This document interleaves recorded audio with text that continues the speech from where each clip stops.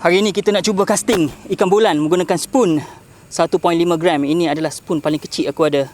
Jom kita cuba.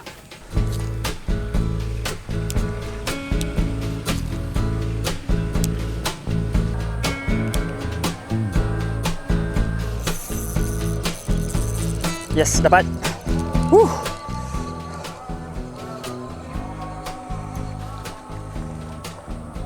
Akhirnya. Okay. Solid tak? Solid ke tak? Okay, solid. Boleh angkat. Oh, yes. Oh, no. Kita boleh ikan pertama hari ini. Lebih susah dari yang disangka. Oh, okay, pergilah. Lebih susah daripada yang disangka. Dah macam 40 minit dah tu aku duk cast ni. Dan baru boleh seko menggunakan spoon 1.5 gram. Okey, jomlah kita cuba lagi, memeriahkan lagi video ni.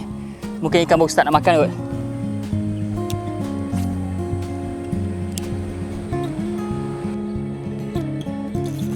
Oh, dapat. Betul lah aku cakap, ikan baru start nak makan. Betul lah aku cakap.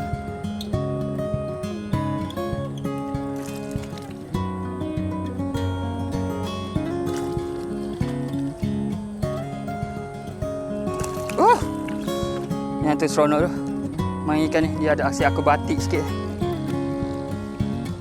Ini actually adalah video TikTok pertama aku. Video yang aku memang buat untuk short form TikTok.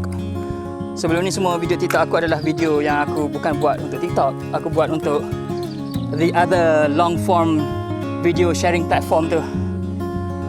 Tapi aku nak sekali ni cuba buat video yang memang khas untuk TikTok. Oh, ikan kedua. Dan saiz pun macam okey. Not bad Ya. Yeah. Oh, nak hujan ni. Oh no, kamera aku di atas pelepah kelapa tu. Dia tengah bergoyang-bergoyang, nanti jatuh. Kita pindah pot je. Kita pergi duduk depan sana. Aku rasa dah nak hujan ni dalam 10-15 minit lagi ni. Bro. Okey, dapat. Aku dapat ikan ketiga. In the rain, dalam hujan. Aku dapat ikan ketiga. It's official.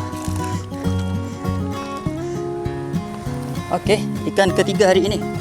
Paling kecil hari ini. Juga memakan spoon 1.5 gram.